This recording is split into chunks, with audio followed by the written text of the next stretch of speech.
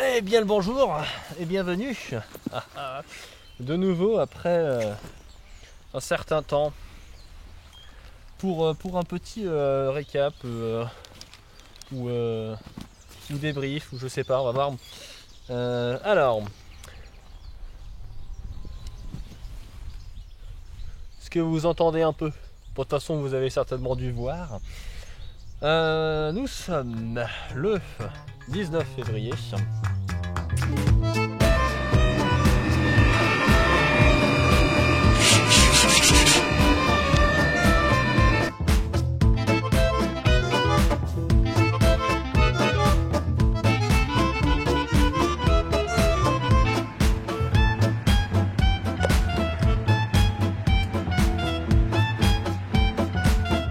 Ah. Ah bah,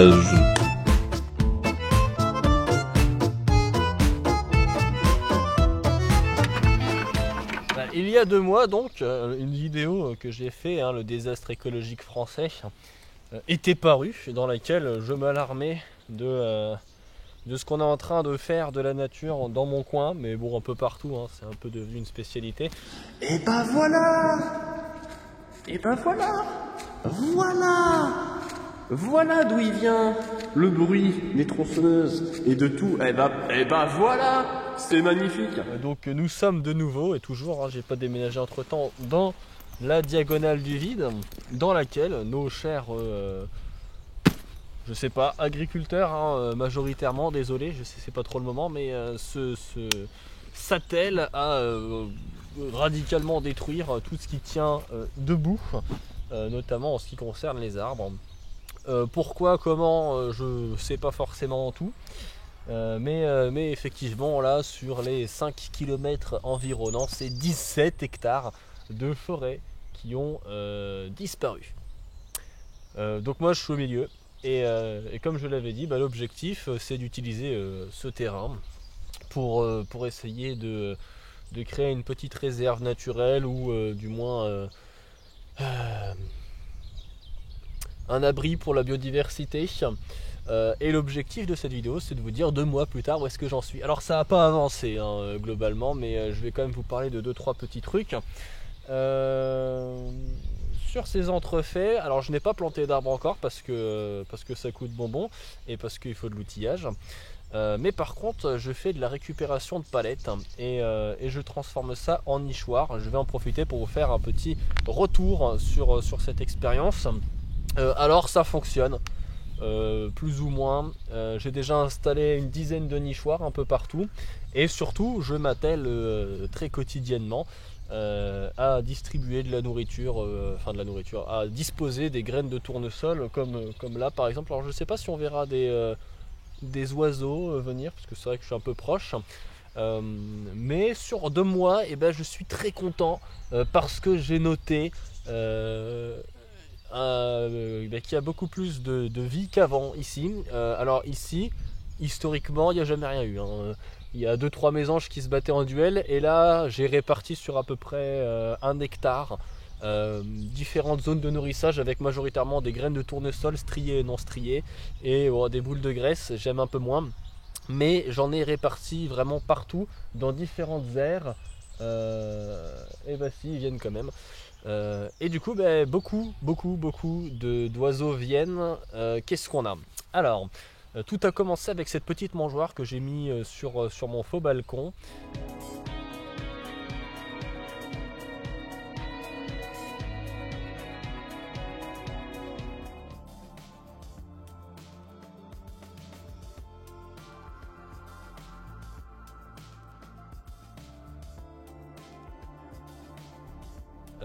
Qui a attiré pas mal d'oiseaux. D'ailleurs vous avez dû le voir sur les dernières vidéos.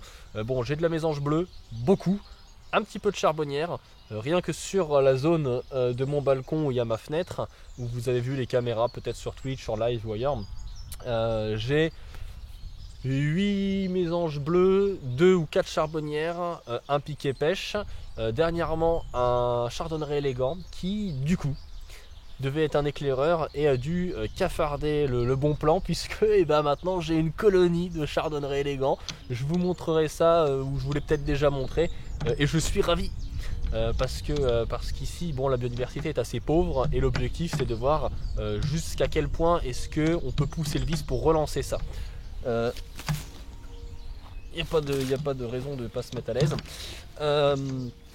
Et c'est ça en fait, globalement l'objectif de ce que je suis en train de faire, c'est de voir jusqu'où est-ce qu'un connard de base sans de talent spécifique en termes de biodiversité peut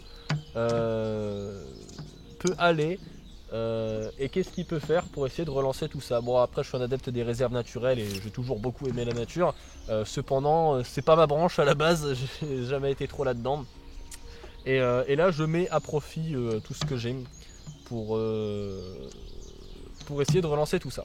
Alors là c'est 1 hectare, peut-être bientôt 2, peut-être. Inch'Allah, comme dirait Zemmour. Donc c'est pas vraiment suffisant pour accueillir certaines espèces, notamment des grands oiseaux, des rapaces et compagnie. Mais bon, je vais essayer de voir. Mais bon. Et ben recrudescence très large de la faune, de l'avifaune. Allez, rien que dans le coin où je suis par ici, j'ai compté. D'ailleurs, vous devez peut-être les voir. Alors, je sais pas si ça se voit beaucoup au grand angle.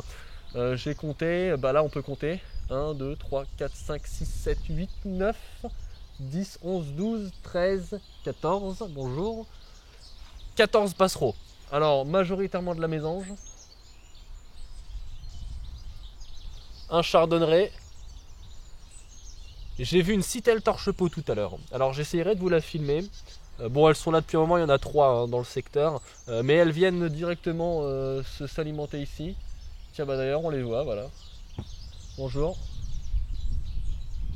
Donc voilà ce qu'on fait ici. On essaie de rétablir un peu la biodiversité. Et c'est cool. Et ça fonctionne. Là, le seul enjeu, ça va être d'éviter la surpopulation de mésanges, parce qu'il y en a beaucoup. Il y en avait à tout casser, je vous dis 4, 8, 10. Là, sur tout le domaine, le domaine, il y en a au moins une quarantaine. Petite cinquantaine. En comptant bleu et charbonnière, hein, mais juste de la mésange. Alors, il y a un groupe d'orites à longue queue qui loge peut-être 1 km par là-bas, donc vers l'est. L'objectif, parce que là c'est une grande campagne de propagande que je mène, c'est de les ramener. Après, le souci c'est que maintenant sur 1 hectare, il faut réussir à répartir ça correctement pour pas qu'il y ait de guerre de territoire et pour que tout le monde s'entende bien. Dans tous les cas, vu que les crétins sont en train de tout raser, bah, de toute façon il y aura un îlot à la con au milieu des champs, ça sera moi. Coucou. Et toute la biodiversité. Bonjour. Alors là il y a une suspension avec 4 boules de graisse qui se trouve à 3 mètres, et il y a une mésange bleue. Donc bah, écoutez, moi bientôt, alors un des objectifs c'est de faire la paix avec la nature, parce que en tant que ressortissant de la race humaine, je me sens très responsable de ce qui se passe. Et l'objectif un jour, tu vois, c'est de pouvoir prendre ça comme ça, tendre ça, et puis ça te dit, c'est con que ce soit pas un grand angle au point que vous puissiez voir derrière, parce que là... Non. Mais bon, l'objectif c'est de tendre ça.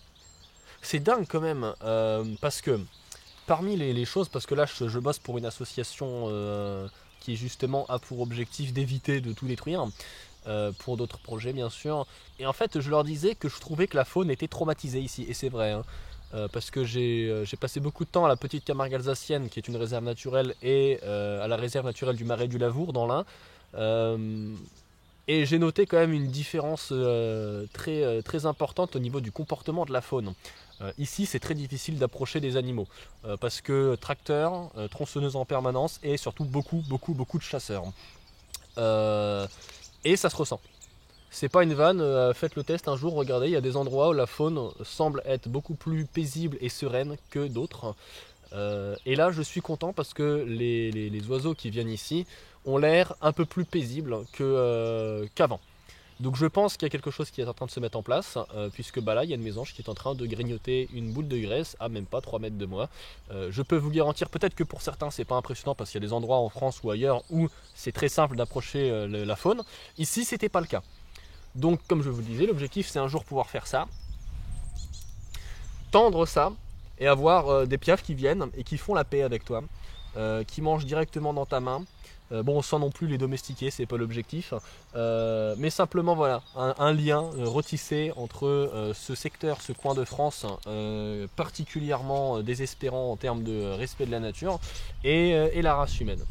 Donc ça fait partie des objectifs. Bon, c'est très secondaire, hein, mais l'objectif principal, c'est seulement uniquement sauvegarder la biodiversité, du moins ce qu'il en reste. Et peut-être même la faire pulluler. Donc pour l'instant on n'en est qu'à la sauvegarde. Donc j'ai disposé une dizaine de nichoirs peut-être que j'en referai si j'en ai les moyens, parce que bon, je vais en revenir par rapport à cette histoire de nichoirs en palette. Voilà. Et on va faire un suivi pour regarder qui vient loger, qui fait quoi. D'ailleurs il y en a un juste là, faudra voir pour cette histoire de nichoirs en palette. Alors ça me semble assez intéressant. Par contre ça va être extrêmement dépendant du type de palette récupérée, parce qu'il y a plusieurs choses. Alors j'ai fait pas mal de récupération de palettes, c'est presque devenu un second métier. Et je suis un expert de la palette Europale, taille bâtarde, demi et pleine. Alors déjà récupérer des palettes c'est pas évident, parce que la récupération de palettes il faut être au bon moment, au bon endroit et avoir ce qu'il faut. Alors moi là, le véhicule que j'utilisais avant, donc mon camion, n'est plus disponible puisque je suis en train de l'aménager pour récupérer de la palette, donc j'essaie de m'arranger autrement, c'est très compliqué. J'ai déjà récupéré une 50aine de palettes d'un côté, mais qui servira à un autre projet que je vous présenterai plus tard. Là du coup, mais je les ai payées celles-là, parce que c'est compliqué la palette, hein. Les palettes maintenant sont beaucoup consignées, et si elles sont un peu en bon état, ils essaient de faire un billet dessus. Malgré tout, ça arrive d'en trouver. Par contre, voilà, je suis pas le seul apparemment à bien aimer les palettes, puisque je suis passé devant un magasin de bricolage avant-hier. Il était aux alentours de 14 h, je suis rentré chez moi, donc j'habite à une trentaine de bornes.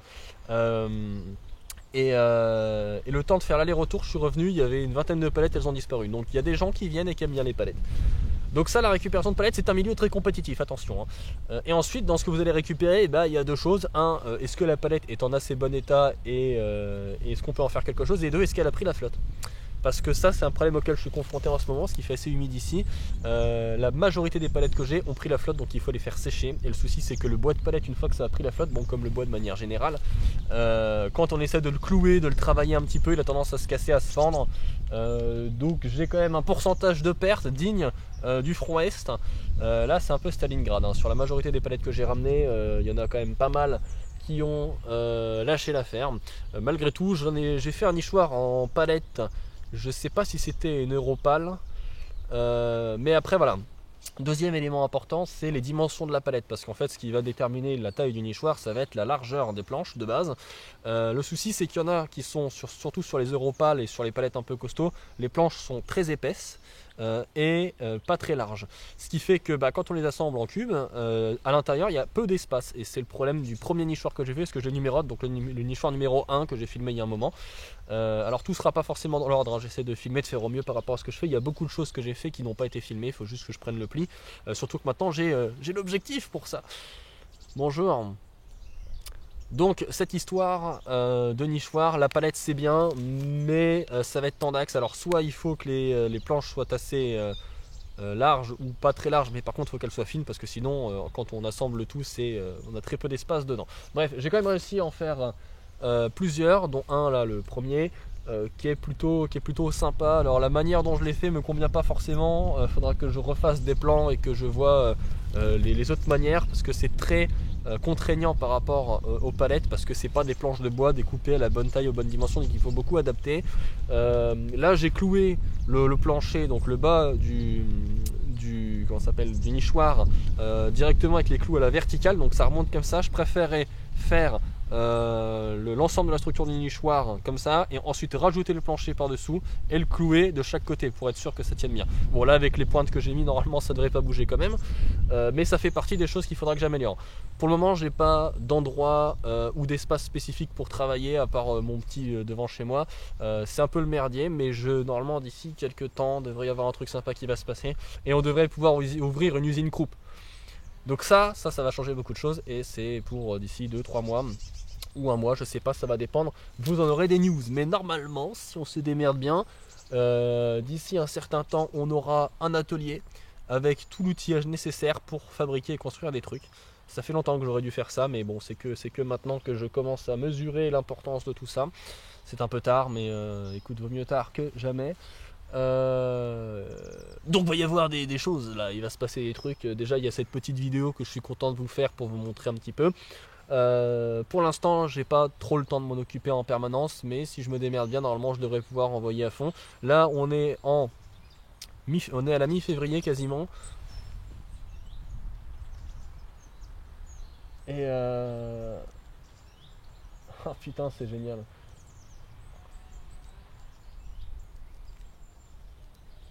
1, 2, 3, 4, 5, 6, 7, 8, 9.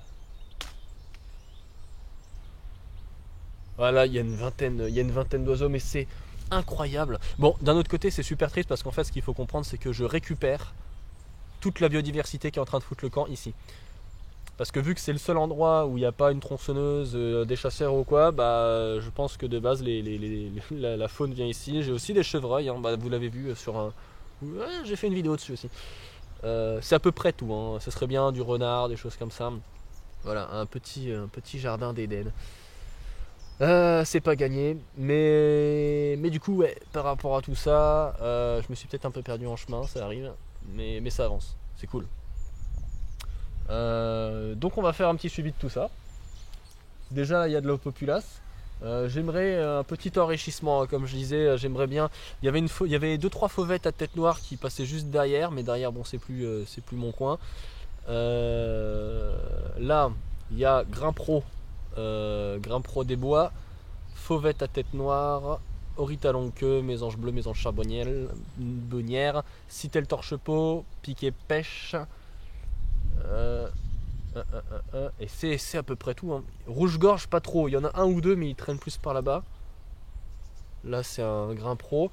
Le rouge-gorge, il y avait un rouge-queue il y a un an mais je l'ai pas revu. Parce qu'on a un autre problème. Ça c'est autre chose, hein, on en parlera. Les chats, et oui, parce que ah les chats. Yerno n'aime pas les chats. Je suis désolé. Non, le vrai problème qu'on a avec les chats, c'est que tous les gens veulent ces merdes chez eux, sauf qu'ils comprennent pas que c'est un putain de prédateur. Un chat, c'est bien quand tu le prends, que tu le fous chez toi et qu'il reste chez toi et qu'il se démerde dans ton jardin ou quoi. Par contre, quand ton chat, il sort de chez toi, qu'il a la pêche parce qu'il est nourri aux croquettes, il est blindé, qu'il sort pour aller chasser des piafs qui crèvent, faut pas oublier que rien qu'aux États-Unis, chaque année, les chats détruisent 1,4 milliard d'oiseaux. Et oui, le chat, pareil en Australie, est quand même responsable de la disparition d'une vingtaine d'espèces endémiques de là-bas. Le chat, c'est une vraie merde. Et oui, c'est beau, ça ronronne, c'est très bien, d'accord, il n'y a pas de souci. Mais par contre, normalement, soit ça vit dehors et ça se démerde, donc du coup, ça n'a pas toujours la pêche et ça chasse pour bouffer. Soit c'est dedans et ça reste dedans. L'entre-deux, ça n'existe pas. Surtout que ici, donc le problème, c'est qu'on a des chats sauvages qui se sont reproduits et il y en a partout. Partout où tu te balades, il y a toujours un champ avec un chat qui se balade et qui essaye de bouffer les trucs. Alors du coup, le souci c'est que vu qu'on est entre les champs, il y a eu aussi les pesticides et toutes les saloperies pour ruiner à peu près tout ce qui vit. Donc, autre effet, il n'y a plus beaucoup de mulots, de rongeurs et de toutes ces choses-là. Ce qui veut dire que tout ce qui est buse, variable, rapace, diurne, comme celui qu'on entend là-bas, donc c'est une buse. Il y a eu un milan noir une fois, il est vite fait, du faucon cresserelle. Et tout ça, et vu qu'ils ont plus de rongeurs pour bouffer, et ils se rabattent sur les passereaux. Et le problème, c'est que bon là ça va, ils ont un coin, mais autre effet encore, un truc qu'on aime beaucoup faire à la campagne, c'est défoncer les haies le long des routes et même le long des champs. Alors j'ai jamais compris parce que par exemple là-bas il y a un champ derrière avec une haie qui sépare deux champs. et elle s'est fait défoncer la gueule. Alors je ne comprends pas pourquoi. Alors je sais qu'on m'a dit que par rapport aux éventuels tracés GPS, ça permet d'avoir un champ un peu plus soit carré, soit de... Je connais pas tous les sujets, mais bon, je m'en fous un peu, je vous avoue. Donc il y a ça. Et ensuite, bon, le deuxième, je vois pas, je comprends pas. Donc du coup, il défonce ces haies. Et le souci, c'est que ces haies constituent le seul endroit à peu près potable où dans lesquels les oiseaux peuvent se mettre, ou la biodiversité. Il n'y a pas que les oiseaux dans la vie, mais bon. Et ça, c'est le problème. C'est le problème parce que entre la déforestation, la destruction des haies, les pesticides, toutes les merdes, la nuisance sonore, la chasse, les tronçonneuses à longueur de journée, vous vous doutez bien que la faune, elle aime pas trop. Donc voilà, grosso modo, donc Yarno pas content. Après, je suis français, hein, c'est normal de râler. Là-bas, je vois une Citel torche-peau ou un grain pro. Un grain pro. Très bien ça, très bien ça. Donc c'est la merde quand même, hein. Même si j'arrive à faire tout très bien, un ou 2 hectares hein, au milieu de tout ça, ça représente pas grand chose. Donc du coup, j'encourage chaque personne possédant un peu du terrain et compagnie d'éventuellement se mobiliser pour faire à peu près les mêmes trucs, hein. Bon là c'est la fin de l'hiver, donc tout ce qui est nourrissage des œufs et tout, faudra arrêter en mars. Ouais, mars. Après le reste, à part des nichoirs... Parce que les arbres, c'est bien, mais ça met longtemps à pousser et ça met beaucoup moins de temps à être abattu. C'est le problème qu'on rencontre. Sachant que de son vivant, si vous plantez un chêne ou un truc comme ça, vous avez très peu de chances de le voir vraiment en balèze. Donc rendez-vous compte que tout ce que vous allez planter de votre vie, ça sera pour les générations d'après. Ça, faut être en paix avec. Moi, ça me fait un peu chier, mais je suis content de le faire. Mais me dire que là, tout ce que je vais planter, tout l'argent que je vais investir, parce que ça coûte cher les arbres, pour refaire une forêt, bah, de mon vivant, il y a très peu de chances que je la vois vraiment quand elle sera solide, quoi. D'autant qu'après, certainement, si je clame, peut-être qu'on la rasera derrière. Ouais. Est-ce que les gens comprennent l'importance de la nature ou pas? Non, j'ai pas l'impression que les gens saisissent. Parce que bon, la nature, à part pour les pignoleurs, oui, machin, je suis photographe animalier. Alors j'aime bien parce que sur Instagram, t'en as plein, hein, ils sont comme ça là. Ils font des shorts. Et avant de mettre leurs photos, parce que bah, leur objectif c'est pas vraiment de partager, c'est plutôt de montrer qu'ils font quelque chose. Ils sont comme ça et puis ils font des gros ralentis où les mecs ils sont là avec leurs objectifs.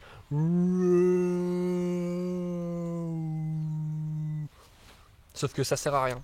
Donc ça c'est pareil. Ça c'est les faux amoureux de la nature. C'est bien de regarder, mais c'est aussi bien de faire parce que en fait le truc c'est que tu peux regarder, mais si personne fait jamais rien, bah il n'y aura plus grand chose à regarder bientôt.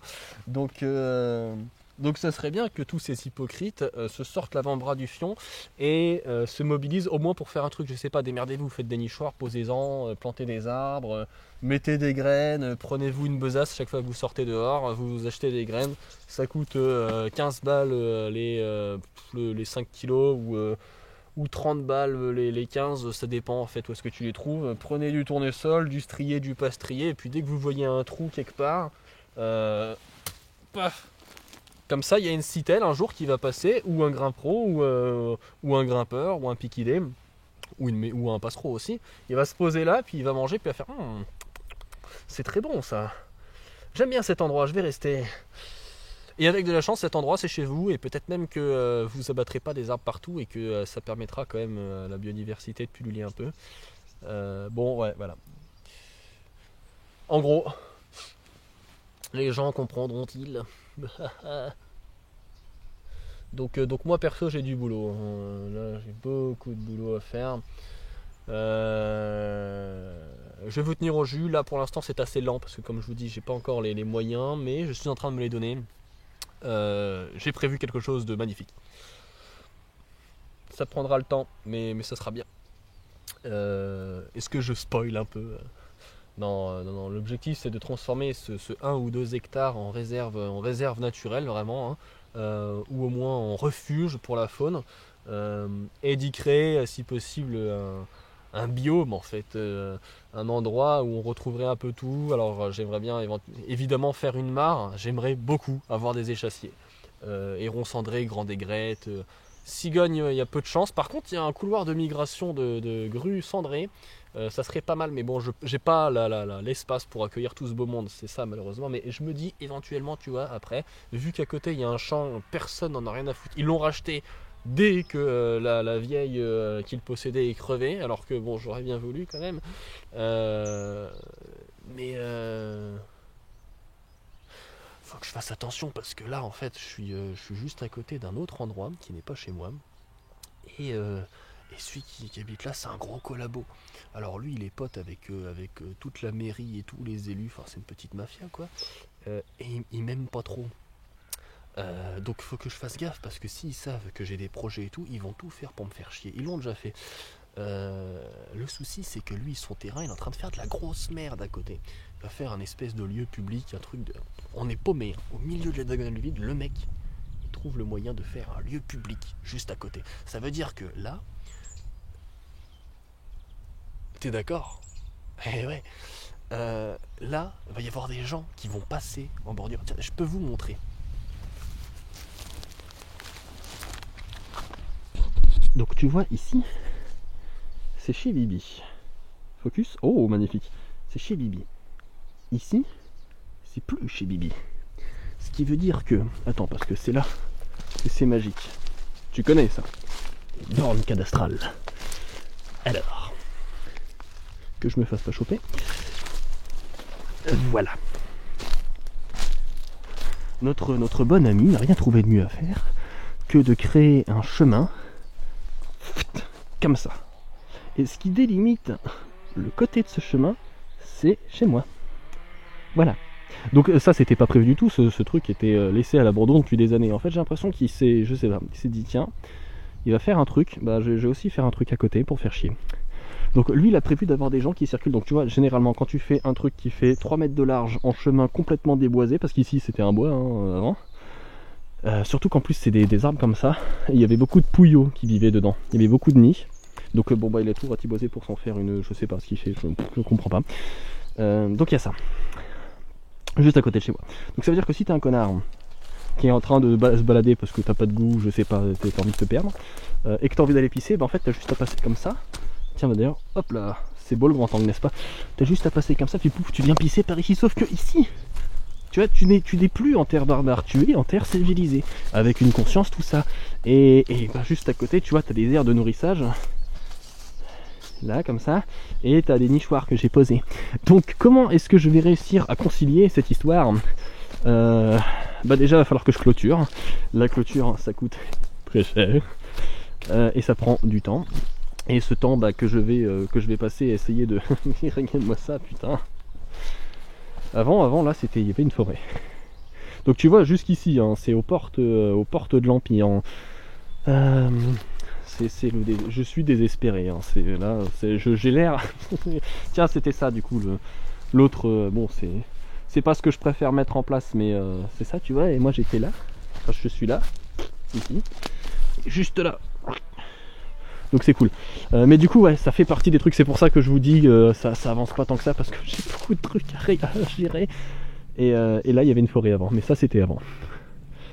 Là il y a encore 2-3 trucs qui tiennent debout, mais le bois ça va, ça se vend bien. Je sais pas ce qu'il est en train de faire. Moi concrètement tu vois, l'histoire du lieu public, j'arrive pas à comprendre. À quoi ça sert? Qui va utiliser son champ ou son bois pour se faire, je sais pas, faire des trous dedans pour que les gens puissent se balader. Et surtout, il y a quoi? Il y a 5000 m² à tout péter. Ça sert à rien, c'est paumé. Et en plus, il y a un... Bon, je vais pas commencer, mais il a fait un parking pour autocar qui est de l'autre côté.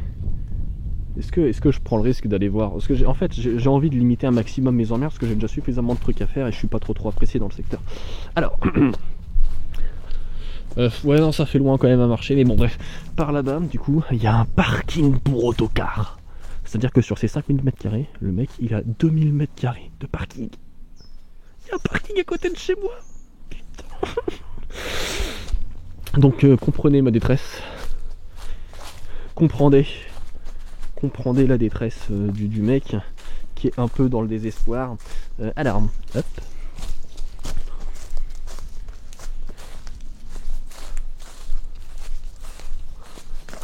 Alors, on va y aller, hein, de toute façon, maintenant qu'on est parti. Donc là, il y a le nichoir que j'ai fait en palette. Là-haut. Bon, il est un peu costaud, hein, du coup. Hop là. Voilà. Ici, on est toujours en terre. Ça c'est à moi, ça, le grand chêne. Heureusement, hein, parce que si c'était pas à moi, il n'y en aurait plus. Césicule désespoir. En fait, dans la vidéo du désastre écologique français, là on est toujours chez Bibi. Alors, moi je sais, c'est le bordel, il faut que je m'en occupe, mais dans la vidéo du désastre écologique français, à un moment, tiens, ça c'est un chevreuil qui passe par là. Il y avait les tronçonneuses, mais en fait c'était là, juste à côté. Alors, qu'est-ce qu'on a? On va faire un peu d'espionnage de voisinage. Alors c'est con, mais la forêt qui est là derrière, c'est pas chez moi. Et je suis désespéré aussi. Mais j'ai prévu quand même d'essayer de la gratter s'il y a moyen, mais ça va être tendu, hein. Comme je vous dis, ici ils sont tous copains. Et moi je suis l'étranger là-dedans. Alors, qu'est-ce qu'on a là? Donc là on arrive en territoire hostile et barbare. Donc il y a déjà de la... Qu'est-ce que c'est que ça? Qu'est-ce qu'il nous fait? Et puis en plus il est tellement copain avec tout le monde qu'il arrive même à pomper de l'eau tout à fait illégalement pour sa petite mare.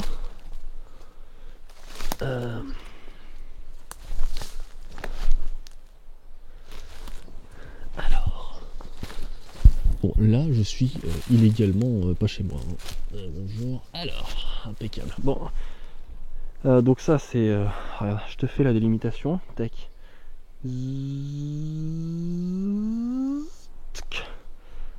C'est pas fameux, hein. Avec rien, du coup, 3 arbres au mètre carré. Non, c'est une connerie. 3 arbres au kilomètre carré, plantés en ligne comme il faut. Donc je comprends pas. Ça me dépasse. Donc il y a de la machinerie lourde qui vient assez souvent. Et là-bas il y a le parking. Hop là. Tiens, et j'ai plus de batterie. Voilà. Bon, plus de batterie. Je vais voir ce que je peux faire. Alors, j'ai pas prévu de batterie, mais c'est pas grave. Bref, vous avez vu, du coup, ça fait partie des choses qu'il va falloir gérer. Parce que quand tu essaies de faire un lieu de villégiature et de repos et de calme pour la faune, et qu'à côté on te prévoit un lieu public, c'est compliqué de consigner les deux. Donc, je sais pas comment je vais faire. Je vais me démerder comme je peux. Bon, alors, moi ce que je vous propose, c'est on revient jusque là-haut et je change de batterie et on fait un petit débrief, voilà, pour ce torchon. Allez, à de suite. Et ben voilà, hein, du coup, alors on repasse à 35 mm. Hop là, c'est magique, c'est magnifique. Hop, voilà.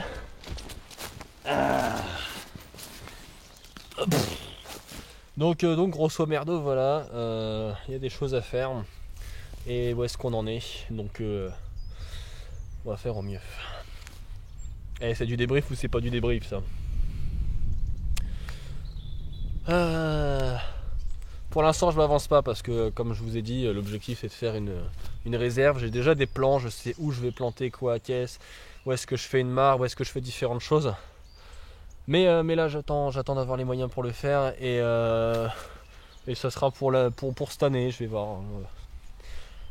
On verra comment ça se passe. Je vais pas m'avancer ou vous promettre des trucs, ou même me promettre des trucs parce que je serais dégoûté.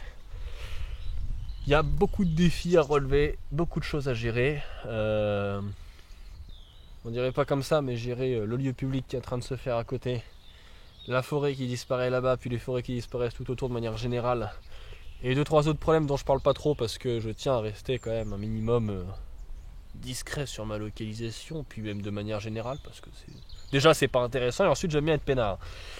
Et puis je sais aussi que la race humaine est fondamentalement mauvaise et que si tu essaies de construire quelque chose, forcément quelqu'un viendra te faire chier. Ça serait quand même dommage qu'il y ait un incendie ici, hein. Ça serait pas le premier. Bon, allez, on va aller filer des graines aux oiseaux. Voilà. Je vous laisse vous démerder pour concilier. Ouais, j'aime bien. Ah. Tiens, hop. Et puis on va aller filmer un petit peu les oiseaux avec ça pour voir un peu qu'est-ce qui traîne par ici. Voilà, très chers camarades, je vous souhaite démerdez-vous en fait. Et puis à bientôt.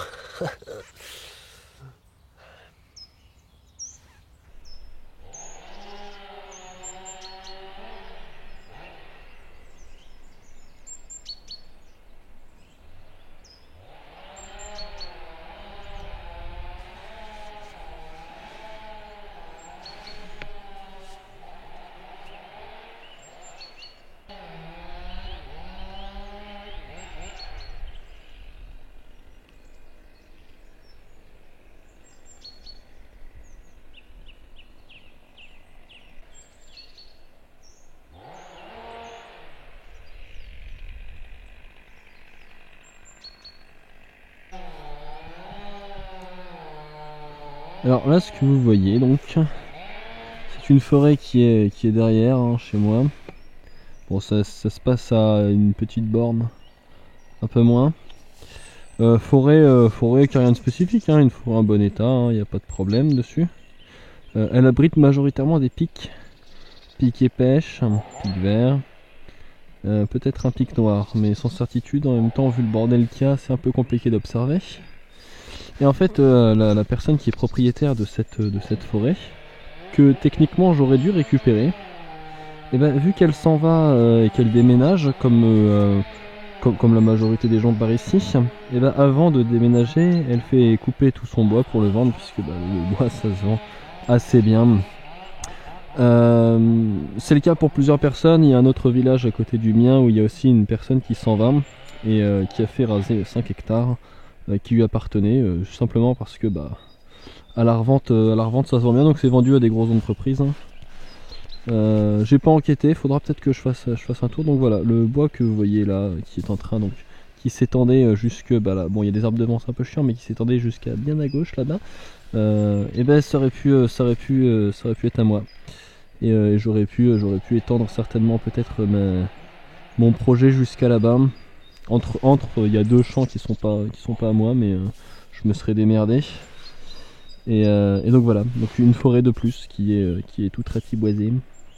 Donc ça va certainement partir, puisque en fait la personne qui s'en va avant tout, je suis allé la voir, je lui ai demandé si elle me le vendrait, c'était dans mes moyens, ça aurait pu être très sympa, mais non, elle a déjà décidé qu'elle vendrait le tout. Alors je lui ai proposé de lui acheter même jusqu'au prix où elle a vendu le bois mort, mais pour l'avoir vivant, et the bee, voilà, parce que le monsieur qui est là, vous comprenez, il lui a rendu des services il y a longtemps, donc c'est normal, c'est lui que ça revient. Il récupère tout presque gratos pour moins cher. C'est le principe des petites mafias. Donc voilà.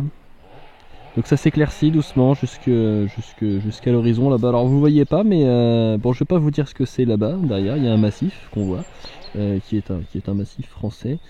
Qu'on peut voir. Donc si d'ici on arrive à voir un massif, je peux vous dire que entre moi et le massif, il y a beaucoup de forêt qui a disparu. Voilà, désolé pour la mise au point, c'est du manuel, hein, on fait ce qu'on peut. Voilà, on dit bonjour à Régent. Coucou. Alors vous pouvez voir que l'arbre qui est en train de débiter, c'est un arbre en très bon état, aucun problème, c'est pas un arbre mort. Parce que ça, c'est génial, des arbres morts, il y en a plein partout qui jonchent le bord des routes, et ça les intéresse pas. Eux, ce qu'ils veulent, c'est défoncer du bois propre, des beaux arbres. C'est là-bas que je prenais mes photos de pique et pêche. Voilà, j'aurais pu avoir... Ouais, là c'est le regret qui parle, hein. Je suis super dégoûté, putain. Tous ces arbres, ils abritent plein de pics et des grimperos et des citelles torchent pas, beaucoup d'oiseaux grimpeurs. Je suis vert fluo. Putain. Je vais arrêter, je me fais du mal. Allez.